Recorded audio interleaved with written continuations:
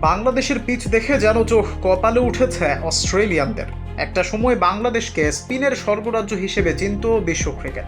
সেই বাংলাদেশ এখন বদলে গেছে। একদিন পরই শুরু হচ্ছে বাংলাদেশ ও অস্ট্রেলিয়ার বহুল প্রতীক্ষিত ওয়ানডে সিরিজ। তার আগে প্রথম দিনের অনুশীলন সেরে নিয়েছে সফরকারী অস্ট্রেলিয়া দল। তবে অনুশীলনের চেয়ে সফরকারীদের বেশি আগ্রহ দেখা গেল পিচ পর্যবেক্ষণে।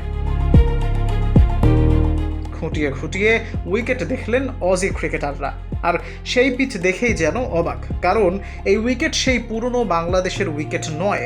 একটা সময়ে বাংলাদেশ উইকেট তৈরি করত স্পিনারদের বাড়তি সুবিধা নিশ্চিত করে। বোলিং আক্রমণের নেতৃত্ব দিতেন স্পিনাররা।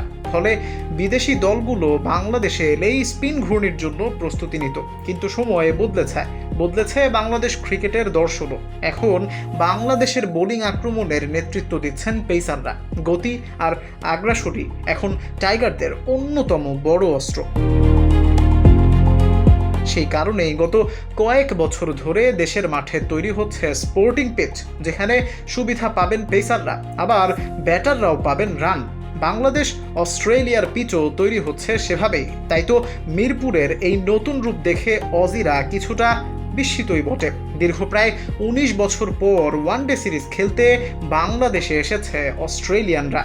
সফরে ৩টি ওয়ানডে এবং সেই সঙ্গে ৩টি টি-20 ম্যাচও খেলবেন অজিরা।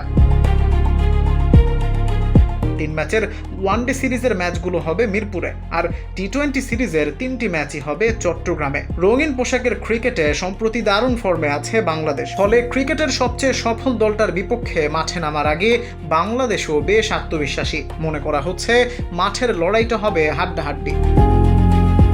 Desk report, ultimate sports, Dhaka.